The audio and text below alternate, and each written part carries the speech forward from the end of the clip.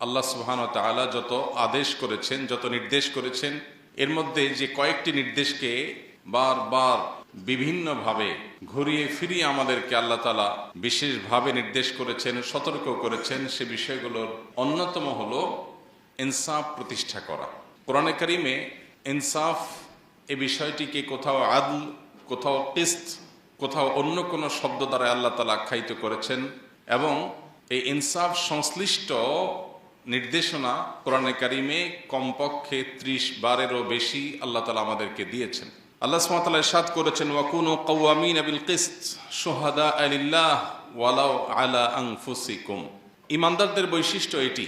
আল্লাহ তাআলা নির্দেশ করেছেন মুমিনদেরকে যে আমরা যেন ইনসাফ প্রতিষ্ঠাকারী হই, আমরা যেন ন্যায় এবং ন্যায্যতার পক্ষে সব সময় থাকি এবং সেটাকে সমাজে প্রতিষ্ঠিত করে ছাড়ি। এমনকি ন্যায় বা ইনসাফ প্রতিষ্ঠা করতে গিয়ে যদি নিজের বিরুদ্ধেও যায়, আমার গোষ্ঠীর বিরুদ্ধেও যায়, আমি একজন আলিম, কোনো আলিম অন্যায় করেছেন, আমি একজন মুসলিম, কোনো মুসলিম অন্যায় করেছেন, আমি কোনো একটা দলকে অনুসরণ করি, সে দলের মানুষজন অন্যায় করেছেন, নিজেদের বিরুদ্ধে গেলেও যেন আমরা ইনসাফের কথা বলি, আমরা যেন কখনো ইনসাফ থেকে বিচ্ছিত না হই, এই পরিষ্কার নির্দেশনা আল্লাহ তাআলা আমাদেরকে দিয়েছেন।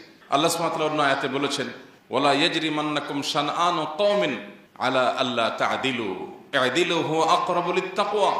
যদি তোমার কোনো শত্রু, ভিন্ন মতাবলম্বী, তোমার মতের বিরুদ্ধের কোনো মানুষও যদি কোনো ইনসাফ এর হকদার হয়, তার ব্যাপারেও যদি তোমার কোনো অবস্থান নিতে হয়, খবরদার ব্যক্তিগত, আদর্শগত বা যে কোনো ধরনের শত্রুতার কারণে কোনো ব্যক্তির প্রতি তোমার দ্বারা যেন জুলুম না হয়। ইনসাফের কথা সবার বেলায় বলতে হবে, শত্রুর বেলায়ও। এমনকি ইনসাফের কথা বলতে গেলে যদি নিজের বিরুদ্ধেও যায়, নিজের বাবার বিরুদ্ধেও যায়, ভাইয়ের বিরুদ্ধেও যায়, তাহলেও এই সততার পরিচয় দিতে হবে। এটা হলো ঈমানের দাবি। দুঃখজনক হলেও সত্য, আজ আমরা যারা নিজেদেরকে ঈমানদার বা মুসলমান বলে পরিচয় দিতে প্রাউড ফিল করি, গর্ববোধ করি, আমরা বেশিরভাগ মানুষ এই জায়গায় আমরা আমাদের সততার পরিচয় দিতে পারি না। এই জায়গায় এসে আমাদের পা পিছলে যায়, এই জায়গায় এসে আমরা আমাদের ন্যায়নিষ্ঠতার জায়গা থেকে আমরা সরে যাই। অথচ আল্লাহ রাব্বুল আলামিনের কাছে প্রিয় পাত্র হওয়ার প্রয়োজনে, আখিরাতে নাজাতের প্রয়োজনে শুধু আমাদেরকে নামাজ পড়লে হবে না, নামাজের পাশাপাশি আমার সামগ্রিক জীবনে ইনসাফ সর্বত্র আমাকে প্রতিষ্ঠা করার সংগ্রাম, প্রচেষ্টা, এটা অব্যাহত রাখতে হবে। আমি যদি জুলুম করি, আমি যদি জুলুমের সমর্থক হই, আমি যদি জুলুমকে সহনীয় বিষয়ে পরিণত করি, আমি যদি জুলুমের ব্যাপারে সোচ্চার না হই, আমি যদি আমার ন্যূনতম দায়িত্বটুকুও পালন না করি, তো আল্লাহ রাব্বুল আলামিন আমাদেরকে সতর্ক করেছেন। আল্লাহ বলেছেন, ওয়ালা তারকানু ইলাল্লাযীনা যালামু ফাতামাসসাকুমুন নার। সমাজে যে সমস্ত জুলুম চলছে, অনাচার চলছে, অবিচার চলছে, অন্যায় চলছে, এই সমস্ত অন্যায় অবিচারে অনেকেই জুলুম এবং জালিমদের দিকে ঝুঁকে পড়েন, জুলুম এবং জালিমদের দিকে ঝুঁকে পড়েন, যেদিকে বাতাস সেদিকে ছাতা ধরেন। লম্বা একটা সময় আমরা দেখেছি আমাদের দেশে ধর্মকর্ম পালন করা এটাকে বাঁকা চোখে দেখা হতো। পশ্চিমারা যে ইসলামোফোবিয়া সমাজে সৃষ্টি করেছে, তৈরি করেছে, সেটার প্রভাবে আমাদের দেশেও শিক্ষা প্রতিষ্ঠানে, সরকারি বেসরকারি প্রতিষ্ঠানে, সমাজে সর্বত্র বিভিন্ন ক্ষেত্রে দায় টুপি পরা মানুষ, সৎ নেককার মানুষ, তাদেরকে পর্যন্ত কোণঠাসা করে রাখা হতো এবং মনে করা হতো এটাই স্বাভাবিক। নামাজি কালামে মানুষও এই জিনিসগুলোকে মেনে নিয়েছিল অনেকটা। হ্যাঁ, কিছু সংখ্যক মানুষ হয়তো অন্যায়ের বিরুদ্ধে চেষ্টা করেছেন লড়ে যাওয়ার, লড়াই করবার। তো আল্লাহ রাব্বুল আলামিন সে বিষয়ে বলেছেন, ওয়ালা তারকানু ইলাল্লাযীনা যালামু ফাতামাসসাকুমুন নার। যারা জুলুম করেছে, যারা অন্যায় অবিচার করেছে, এই মানুষগুলোর দিকে তোমরা যদি ঝুঁকে পড়ো, অন্যায়কে মেনে নিলেন, ঠিক আছে এখন এটাই চলে, কি আর করা যাবে। অনেক নামাজি কালামি বাপ তার সন্তানকে এক সময় দাড়ি রাখতে উদ্বুদ্ধ করতেন না। তিনি নিজে দাড়ি রাখেন, দাড়ি রাখা মুসলমানের জন্য ওয়াজিব, আল্লাহর নবীর নির্দেশ তিনি জানেন এবং তিনি বিশ্বাস করেন, তিনি সেটাকে রেসপেক্ট করেন, তিনি মানতে চান। কিন্তু এটা করতে গেলে হেনস্থার শিকার হবে আমার ছেলে, এই জন্য ছেলেকে দাড়ি চাচতে অনেক বাবা বলতেন। তিনি মুসলিম হিসাবে আদর্শ মুসলিম হতে পারেন নাই যে আমি অন্যায়ের বিরুদ্ধে দাঁড়াবো, কথা বলবো, প্রতিবাদ করব, চেষ্টা করব। বেশিরভাগ মানুষ আমরা এরকম। হ্যাঁ, কিছু মানুষ, কিছু আল্লাহর বান্দা সব সময় অন্যায়ের বিরুদ্ধে সাধ্য অনুযায়ী লড়ে গেছে।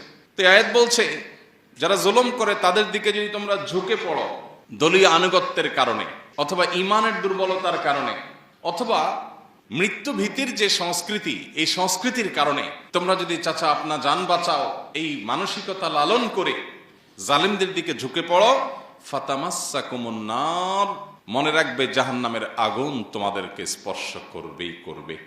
মাদাল্লাকুম মিন দুনিল্লাহি মিন আউলিয়া, আল্লাহ ছাড়া কোনো অভিভাবক সাহায্যকারী সেদিন তোমরা পাবে না।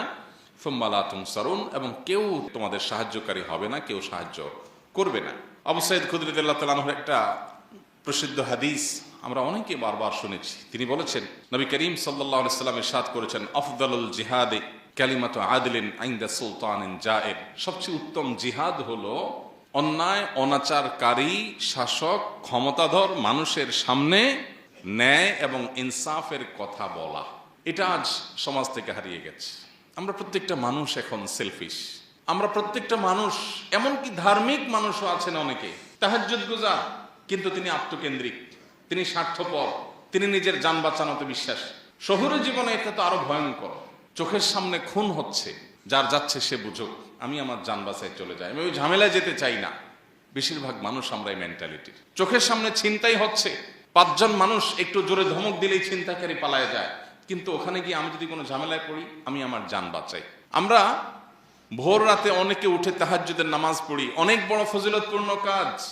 শীতের বিরুদ্ধে সংগ্রাম করে তাহাজ্জুদ পড়া 4টিখানি কথা না, সবার কপালে নসিব হয় না। অনেকে কষ্ট করে ক্ষুধার্ত থেকে নফল রোজা রাখি আমরা, এটাও অনেক কষ্টসাধ্য কাজ। অনেকে নিজের প্রাণের অনেক পছন্দের জিনিসপত্র আল্লাহর রাহে দান করেন, অনেক কষ্ট করে কামাই করা উপার্জন করা অর্থ করি আমরা আল্লাহর রাস্তায় দান করি, এটাও কষ্টের কাজ। কিন্তু সেই মানুষগুলো আমরা অন্যায় অনাচারের বিরুদ্ধে দাঁড়ানো, কথা বলা, ভূমিকা রাখা, এটাও যে একটা ইবাদতের কাজ। কোন কোন ক্ষেত্রে আমার ওই তাহাজ্জুদের চাইতে বেশি ফজিলতের বিষয়, আমার দানের চাইতে বেশি সওয়াবের বিষয়, আমার অন্যান্য ইবাদতের চাইতেও আল্লাহকে বেশি সন্তুষ্ট করবে এমন বিষয়, এটা আমরা ঘুণাক্ষরেও মনে রাখি না, বরং ভুলে গেছি। কালচারটাই এমন ভাবে প্রতিষ্ঠিত হয়েছে, ভোগবাদী এই পৃথিবী আমাদেরকে এমন শিক্ষা দিয়েছে যে আমাদেরকে ভয়ের সংস্কৃতি ধারণ করতে হবে, লালন করতে হবে, নিজের জীবন বাঁচাতে হবে। জীবন বাঁচায় যদ্দূর সম্ভব ইদ্দূর করলাম। আর বেশিরভাগ ক্ষেত্রে অন্যায় অনাচার এগুলোর বিরুদ্ধাচরণ, ইনসাফ এর পক্ষে কথা বলা, অবস্থান নেওয়া, এই বিষয়গুলোকে আমরা ভুলে গেছি। অথচ নবী করিম সাল্লাল্লাহু আলাইহি সাল্লামের সে হাদিস আমাদের কার না জানা। আমরা কে এই হাদিসটি না শুনেছি, যে হাদিসটিতে নবীজি বলেছেন, মান রাআ মিনকুম মুনকারান ফালইয়ুগাইয়িরহু বিয়াদিহি, তোমাদের কেউ যদি কোনো অন্যায় দেখে, সে যেন তার হাত দিয়ে সে অন্যায়কে পরিবর্তন করে দেয়। আর যদি সেটা করতে সক্ষম না হয়, তাহলে সে যেন তার মুখ দ্বারা অন্যায়ের বিরুদ্ধে বলে, সফটলি, নম্রতার সাথে, কোমলতার সাথেও যেন অন্যায়ের বিরুদ্ধে বলে। আর যদি সেটাও করতে না পারে, অন্তত অন্তর থেকে এই অন্যায় পরিবর্তন করবার চিন্তা, সংকল্প, পরিকল্পনা, নিয়ত, এর প্রতি ঘৃণা, এগুলো যেন অন্তত লালন করে। এটুকু হলো ইমানের সর্বনিম্ন স্তর। আর যদি এটুকুও না হয়, আপনার সমাজে অনাচার হচ্ছে, আপনার ব্রুটা পর্যন্ত ভাঁজ হচ্ছে না, কপালে ভাঁজ হচ্ছে না, অন্যায় হচ্ছে, আপনি সেটার বিরুদ্ধে কথা বলা তো দূরের কথা, আপনার মধ্যে কোনো হিতাহিত জ্ঞানটুকু পর্যন্ত নেই, আপনি আপনার নিজেকে নিয়ে ব্যস্ত, তাহলে নিজেকে মুসলিম বা ইমানদার হিসাবে দাবি করবার কোনো নৈতিক অধিকার আমাদের নাই। আজ দুঃখজনক বাস্তবতা হলো, আপনি আমি আমরা বেশিরভাগ মানুষ এই কাতারের মুসল্লি।